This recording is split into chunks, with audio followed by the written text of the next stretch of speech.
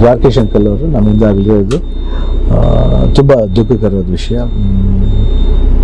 Dwarakish uncle first ಜ್ಞಾಪಕ ಬರೋದು ನಮ್ಮ ತಂದೆ ತಾಯಿ ವರದಪ್ಪಾಜಿ ಉದಯಶೇಖರ್ ಅವ್ರದ್ದೆಲ್ಲ ಒಂದು ಗ್ರೂಪ್ ಅವ್ರದ್ದೇ ಜ್ಞಾಪಕ ಬರೋದು. ನಮ್ಮನ್ನ ಚಿಕ್ಕ ವಯಸ್ಸಿಂದ ತುಂಬ ನೋಡಿದ್ದಾರೆ.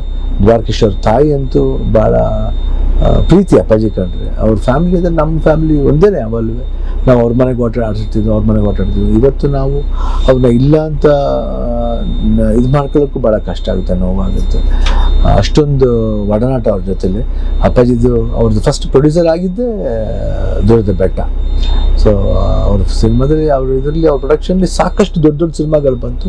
One of the top picture ಅಂದರೆ ಟಾಪ್ ಪ್ರೊಡ್ಯೂಸರ್ ಅಂದರೆ ಎಲ್ಲ ಪಿಕ್ಚರು ಅವರು ಅವ್ರ ಸೆಲ್ಫ್ಗೋಸ್ಕರ ಮಾಡ್ಕೊಳ್ಳ, ಒಂದು ಇಂಡಸ್ಟ್ರಿಗೋಸ್ಕರ ಬೆಳಿಬೇಕನ್ನೋದಕ್ಕೋಸ್ಕರ ಏನೇ ಸಂಪಾದನೆ ಮಾಡಿದ್ರು ಅದನ್ನು ಬರೀ ಇಂಡಸ್ಟ್ರಿಗೆ ಹಾಕ್ತವ್ರು. ನಾನು ಒಂದು ಸಿನಿಮಾ ಮಾಡಿದ್ದೆ ಆಯುಷ್ಮಾನ್ ಭವ ಅಂತ. ಸೊ ಅದೊಂದು ಒಳ್ಳೆ ನೆನಪು ಅವ್ರ ಜೊತೆಲಿ.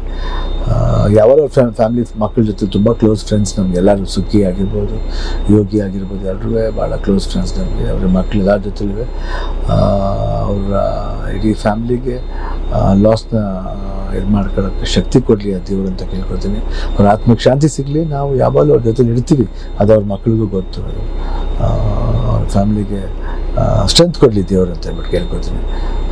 ಬಟ್ ನನಗಂತೂ ಅವರು ಇಲ್ಲ ಅಂತ ನಾವೆಲ್ಲ ಅನ್ಕೊಳ್ಳೋದನ್ನು ಯಾವತ್ತೂ ಯಾರಾದರೂ ಸರಿ ಅವ್ರು ನಮ್ಮ ಜೊತೆಲೇ ಇರ್ತಾರೆ ಅಂತ ಅನ್ಕೋತೀನಿ. ಯಾವಾಗಲೂ ಎಲ್ಲೋ ಹೋಗಿದ್ದಾರೆ ಬರ್ತಾರೆ ಅಂತ ನಾವು ಒಂದು ಇದರಲ್ಲಿ ನಾವು ಅವ್ರನ್ನ ಇಲ್ಲ ಅಂತ ಅನ್ಕೋಬಾರ್ದು, ಇದ್ದಾರೆ ಅಂತ ಅನ್ಕೋಬೇಕು. ಆದರೂ ವಿ ಮಿಸ್ ಯು ಅಂಕಲ್.